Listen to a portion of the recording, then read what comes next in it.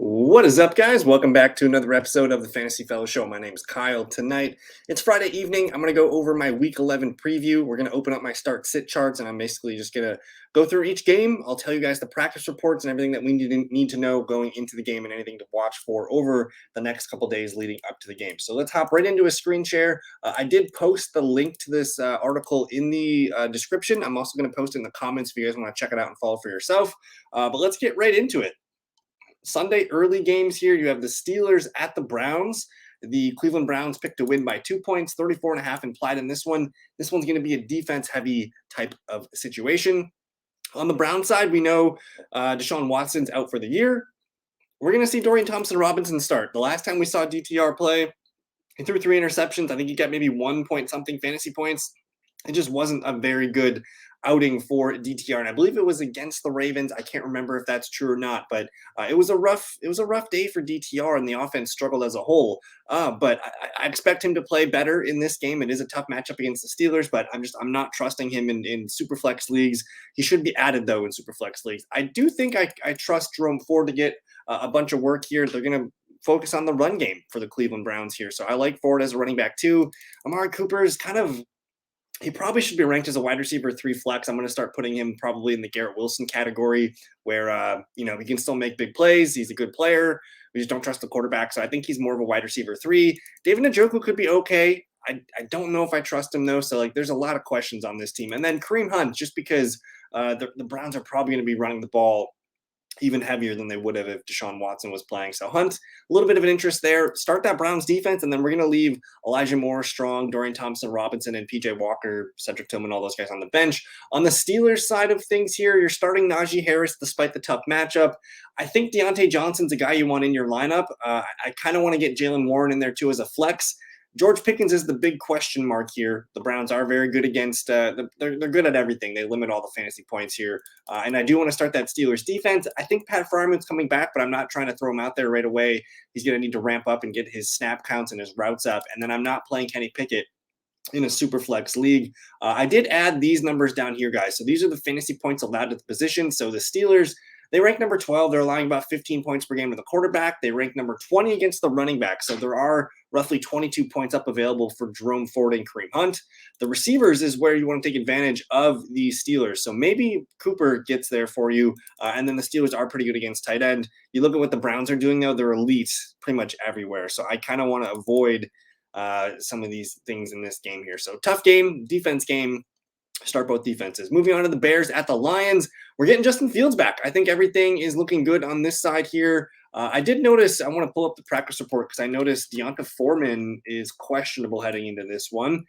He was, where did he go? He was limited all week here with an ankle injury, and they're also updating Khalil Herbert. They are activating him off IR. So slight concerns there. I think Justin Fields is more of a super flex option. I'm not really trusting him in 1 QB leagues in his first game back. I think you're playing DJ Moore. You can play Cole Kmet, but a lot of questions here on this Bears side. The Lions defense is pretty good here, but they do allow quarterback points. They don't allow a lot of running back points, but they do allow teams to throw the ball here. So that's why I'm okay with Fields. I think DJ Moore and Kmet are fine plays. I'm slightly concerned about this running game, though, with a limited Foreman and Khalil Herbert coming back from IR. The Lions are just really good at stopping the run. They rank 5th best, allowing 16.64 PPR points per game. So let me know if you have questions on Foreman, Herbert. I do have hesitations there. No on the Bears defense, and then keep an eye on Darnell Mooney and Roshan Johnson. They might be worth holding on to as the season progresses. For the Lions, this is pretty simple. You're playing Jared Goff, you're playing David Montgomery, you're playing Jahmyr Gibbs, and you're playing Amon-Ra St. Brown as well as Sam Laporta. Like, these guys are locked in. This is one of the best offenses in football right now, and they're in Detroit. So I love that. I'm willing to start this Lions defense, and then we're going to leave Reynolds, DPJ, and Jameson Williams on the bench. I do want to note Donovan Peoples-Jones, worth holding on to if he does play. He didn't play last weekend, I think, with a rib injury, but I believe he's been in full all week. Let me double check this for you. Full practicing all week. We might see the debut of Donovan Peoples-Jones for the Lions. So someone to keep an eye on in deeper leagues. Lions, Bears. go make sure you get your lines in there, guys. Chargers Packers. This one's interesting. You have the Chargers going to Green Bay. Chargers are 3-point road favorites here, 44.5 implied. I think it's pretty simple for the Chargers. You're playing Herbert, Eckler, and Keenan Allen, and that's kind of the end of the list. I really don't trust Quentin Johnston. I don't think he's a guy that I want to flex. And honestly, I think I might be ready to let him go and have somebody else deal with him. If you're holding on to Quentin Johnston in a redraft league, I might be okay letting someone else deal with that. You do have Josh Palmer coming back in a couple weeks. And also, like dynasty leagues, man, I think I might try and push Quentin Johnston off my roster on somebody else. See if you can flip it for a late first or even an early second at this point. Maybe the Chargers defense. I'm going to leave Josh Kelly on the bench. Gerald Everett did get ruled out. Donald Parham, if you need a tight end, Donald Parham might be the guy. The Packers do rank okay against tight end. The Packers defense is actually solid against the passing numbers here. They do allow the most running back points, so that's their weak spot. And then Jalen Guyton, questionable. Darius Davis, questionable. So stick to the studs with the Chargers. On the Packers side here, I actually think the Packers offense has been playing well the last 2 games, and you want to get your guys in here. Jordan Love, he could be a streaming quarterback 1 option if you need it. He's best as a superflex QB2. You're playing Aaron Jones. You could start Luke Musgrave if you need a tight end. Romeo Doubs and Jaden Reed, I think, are both flexy wide receiver 3s. And honestly, A.J. Dillon might not be a bad play either. He actually has played a lot better the last 3 or 4 games. Probably no to the Packers defense. I'm going to leave Christian Watson on the bench and then keep an eye on Dontavian Wicks. I think he's an ad in deeper dynasty leagues. But the Chargers defense, man, it's just so bad. They rank 31st against QBs, 28th against running backs, 29th against wide receivers, and 29th against tight end. I think the Packers offense is going to look pretty good in this one, and it's going to come down to Herbert, Eckler, and Keenan Allen. Can they outdo the rest of the Packers' youth? Ravens at the Dolphins. Dolphins 12-point home favorites here. Not super excited about this one unless you have Dolphins in this game. I think, off a bye week, you're going to see a pretty good aerial attack here from Tua. So you're playing Tua as your top 10 QB. You're playing Raheem Mostert still, even though Devon Achane's back. I think Mostert off a bye, fresh. He's going to look good. You're playing Tyreek Hill and Jalen Waddle for sure. And then if you do have Devon Achane, I want to lean towards getting him in my lineup. I understand he might be hard to get in there as an RB2, but definitely a flex if you can. He should be getting the ball back. I don't think we're going to see him for a full complement of snaps, but we want to see him back and start to build up his strength and workload. Start the Dolphins defense. I think they're a good play for the next 3 or 4 games. And then honestly, we're going to leave all these jokesters here on the bench, but we'll monitor in case an injury happens above. On the Raiders side here, I listed Aiden O'Connell as a deep super flex QB2 if you need the help there. But honestly, you're starting Josh Jacobs. Devontae Adams, I have listed as a wide receiver too. He did play well in the first half last week. He didn't really do much in the second half, but I still think this is a matchup where the Raiders are going to have to throw the ball to play keep up. So Devontae could be in play, and as well as Jacoby Myers. Say no to the Raiders defense, and then if you need a stash of tight end, Michael Mayer finally caught a touchdown last weekend. So I'm into that there, but kind of an ugly game here. The Dolphins looking like the play here. The Raiders are actually sneaky good against QB and wide receiver, so keep an eye on that. The Dolphins defense, not great. They have had some really high scoring tough games that they've played in. So maybe they kind of get those numbers lower against the Raiders here. The Giants at the Commanders. Commanders 9.5-point home favorites here, 37.5. I'll be real quick. The Giants and Saquon Barkley, and that's it. I don't really want to mess with anybody else here. Maybe the Giants defense, but again, probably not. Tommy DeVito, Bellinger, Slayton, Wandale, Hyatt. I don't care. I'm leaving these guys probably on the waiver wire, honestly. I have Wandale in the league. I'm going to end up cutting him after this video. But on the Commander side, this is where it gets interesting because they ruled Antonio Gibson's out. Like, he didn't practice all week. They're listing him as doubtful, but he's pretty much not playing. So you want to get Brian Robinson in your lineups this week. I feel pretty good about that. This is the game script for Brian Robinson to get the ball 15 to 20 times. I think you're starting Sam Howell if you have him.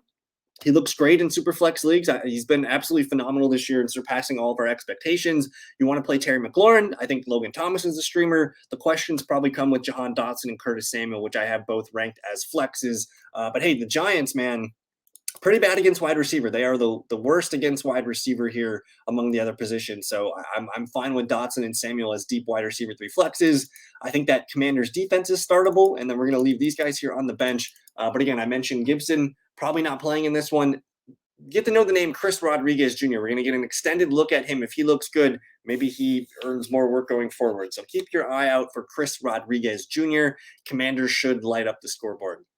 Speaking of lighting up the scoreboard, we got the Cowboys at the Panthers. Cowboys 10.5-point road favorites, 42.5.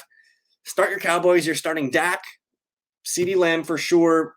I get it. Tony Pollard's been a headache for the last month or so, but this is a great matchup here. The Carolina Panthers ranked 31st against the running back here, allowing almost 30 points per game in PPR leagues. Tony Pollard, man, if you're going to do it, this is the week to do it. So Prescott, Pollard, Lamb in your lineups. I think if you have Ferguson, you got to find a way to get him in as your tight end one. And then just the way that Brandon Cooks played last weekend, I'm open to him, as a wide receiver 3 flex. It's the time of the year where there's bye weeks and a lot of teams are struggling to have good wide receivers and flexes. So I'm open to Cooks if you need somebody there. Start that Cowboys defense for sure. And then let's continue to monitor the Cowboys wide receiver 3 rotation, whether it's Michael Gallup, Jalen Tolbert, maybe Kevontae Turpin. And then I do think Rico Dowdle, he needs to be stashed. We're at this point of the year where I want to be stashing running back. So pick up Rico Dowdle if you have the room. The Panthers, it's pretty simple. I'm starting Adam Thielen and maybe Chuba Hubbard if I needed a running back too. That's probably about it. Not super excited about the Panthers in this one. Say no to their defense. Bryce Young's a super flex bench player at this point. This is not the offense that we want to be looking at. So it's Thielen and maybe Chuba. Cowboys hitting their stride, man. They look good. Titans at the Jags. 6.5-point home favorites here for Jacksonville. 3.5, over under 3.5. I have to update that. That might be 35, I believe. But Jacksonville got thumped last weekend against San Francisco in Jacksonville. So I'm slightly concerned about this offense. I want to see some fight. Trevor Lawrence is not a QB1 at the moment right now. He's a super flex QB2. You're starting Travis Etienne. I think you're starting Christian Kirk, and you're probably starting Evan Ingram. The question probably lies with Calvin Ridley. The good news is this is a good matchup. The Tennessee Titans are not good against opponent wide receivers. This is their worst position that they allow fantasy points to. They rank 26th, allowing 38.51 PPR points per game. So if you were going to start Ridley, this would be the game to do it. I have him ranked as a wide receiver 3. I'm going to lean towards getting him in my lineup in a game that's at home. It's a must win against a team that can't really defend the pass. So I like all those guys there. The Jags defense is startable. I don't know what's going on with Zay Jones. He got arrested. He's got the knee thing. At this point, I just want to cut him and get him off my team if I have him. Keep an eye on the backup running back spot. Dearness Johnson took over last week as the RB2 over Tank Bigsby. Bigsby's just not good. He's dropping passes, missing assignments, and he's just not a very good running back. So I think there's room for Dearness Johnson to take over as the RB2. He would be my choice for the handcuff pickup if Travis Etienne went down. On the Titans side, Will Levis is just a super flex play. You're starting Derrick Henry, and I want to try and find a way to get DeAndre Hopkins in my lineup. If you're in a deep RB2 situation where you need Tajay Spears in a PPR league, I'm fine with him as an RB2 flex. Tennessee Titans defense is startable. Not in love with it. Traylon Burks is out. Don't really trust any of these other guys, receivers and tight ends here. So not a super fun game. It's a low score. I think it's 35 implied in this one. So let me know if you have questions on Titans, Jags, AFC South matchup. Cardinals at the Texans. A fun game. Texans -4 at home. 47.5 implied in this one. Start your Texans. They did rule out Dameon Pierce already, and I believe Noah Brown's been ruled out as well. So CJ Stroud, get him in your lineup as a QB1. I think you're starting Devin Singletary this weekend if you have him, and you're playing Tank Dell, you're playing Dalton Schultz, and you're playing Nico Collins. Find a way to get these receivers and tight end in your lineup. I'm open to starting that Texans defense. They're actually pretty good at defending the receivers in the pass. They do allow tight end and running back points, however.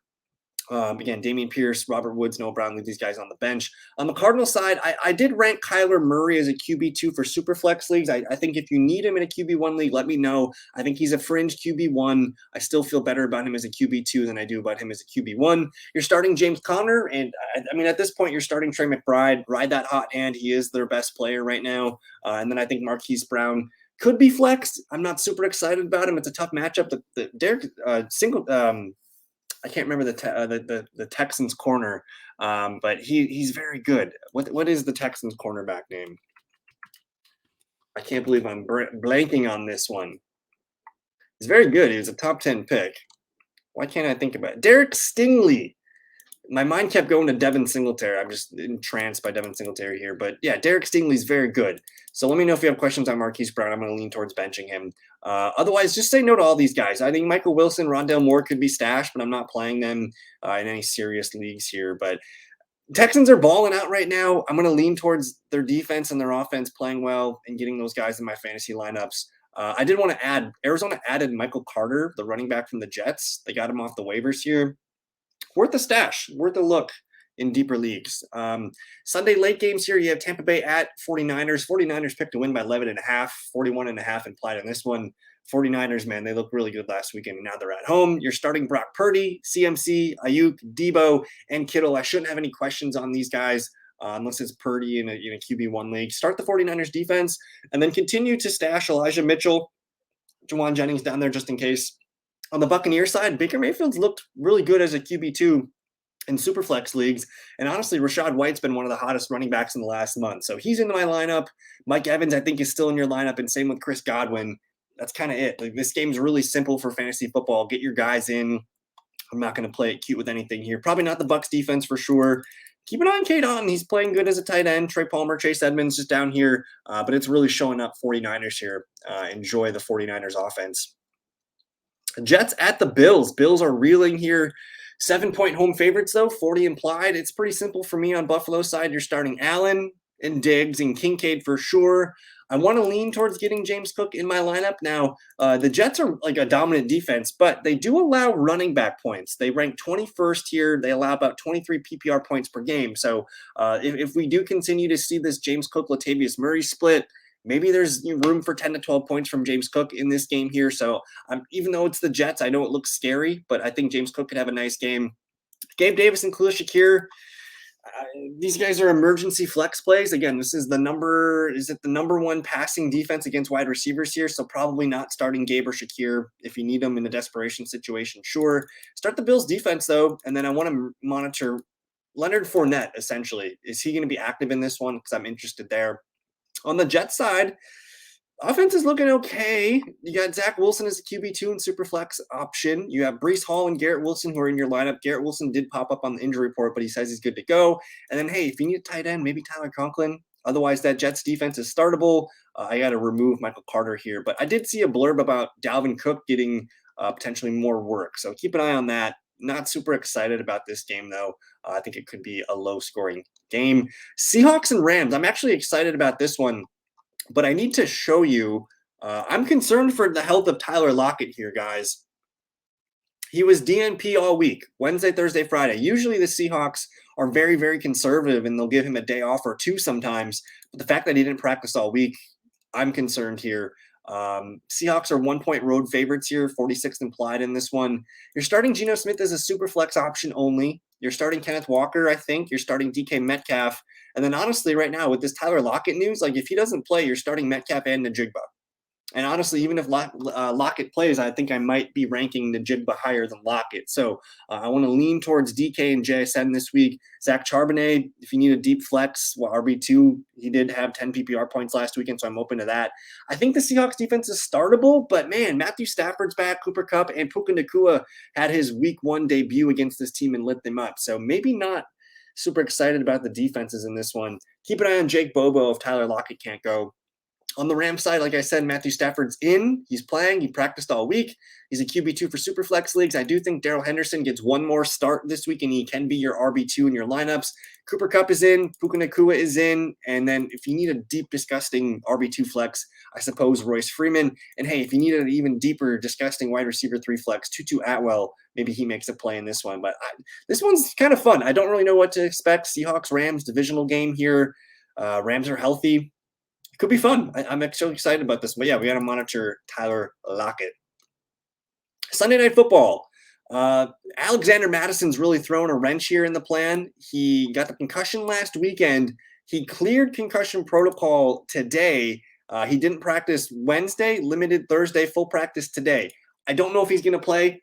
I'm going to get a ton of questions on Alexander Madison. And basically, I'm going to say I don't know if he's going to play, unless they tell us he's going to play earlier before the game. But you're going to have to set your lineups for Sunday early games and the afternoon games. And we might not have an answer on Alexander Madison yet. So I'm going to lean towards playing someone who I know is playing and is getting touches. And even if Madison plays, he might be splitting time with Ty Chandler. So there's a lot of questions with Madison. On the Vikings side, though, they're 2-point road dogs here. Josh Dobbs is a super flex option. I think you're starting JJ if he plays. We have to monitor him as well. Addison becomes a wide receiver 3 flex. I'm starting Addison if JJ doesn't play. if Jordan Jefferson or Justin Jefferson does play, I'm hesitant on Addison. You're playing Hawkinson, and then again with Ty Chandler, if Madison's out, I want to play Chandler. If we don't have any news on Madison, I'm not very confident in playing Ty Chandler. So I don't know what to do with the Vikings here. Their defense is startable, but there's a lot of questions here with JJ and Madison. On the Broncos side, you're starting Russell Wilson in Superflex leagues. I think you're starting Javonte and Cortland Sutton comfortably. Jerry Jeudy is a flex. And then Broncos defense, I have probably not, but maybe. They're 2-point home favorites here. They've been playing really well. I'm open to starting that Broncos defense. And then we're going to leave Perine, McLaughlin, and Marvin Mims here on the bench. Interesting game. Broncos are heating up, and so are the Vikings. And then we get to the game of the week here. The Eagles at the Chiefs, Super Bowl repeat here. Chiefs are 2.5-point home favorites. Both teams off a bye. This should be really fun fireworks. And Pat Mahomes, you're starting Pacheco, you're starting Kelsey. I should probably get a lot of Rashee Rice questions this weekend, and I think I just want to default to getting him in. This game should be high scoring. The Chiefs should have to throw the ball. And guess what? The Eagles rank dead last against allowing wide receiver points, and they also rank 30th against QB points here. So it's a great matchup for the passing game in Kansas City. I'm saying notice the defense. They notice Sky Moore, McKinnon, Tony, MBS, Watson. I do want to note, though, if McKinnon gets dropped, pick him up. Because we saw what he did last year at the end of the season. He could be something similar this year. For the Eagles, it's super simple. You're playing Hurts, Swift, Brown, and Smith. End of the list. With Dallas Goedert out, I expect both receivers to be fringe wide receiver ones. If I could put Devonta Smith on the same line here, I would. I just don't like to do that. Say no to the Eagles defense. Dallas Goedert, man, they're just dicking us around here. He's been listed as doubtful for 2 weeks, and we know he's going to be out. So I'm very frustrated with ESPN, Sleeper, and Yahoo leagues.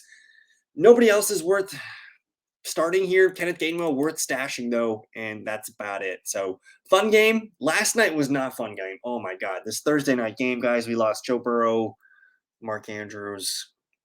Very sad night last night for the NFL. Awful game. Awful game. But, hey, guys, that's going to do it for me. The preview for Week 11 is set. Let me know if you guys have questions. Always join the Discord if you have more questions. You can always hit the YouTube up here. Hit me up on Twitter. I will be going live this Sunday morning, 10:30 a.m. Central Time, an hour and a half before kickoffs. Come join me if you want to get the latest news and your questions answered. Otherwise, I'll be uploading a prop show tomorrow with my friend Jesse. And, enjoy the weekend, guys. Whew, take it easy. Peace.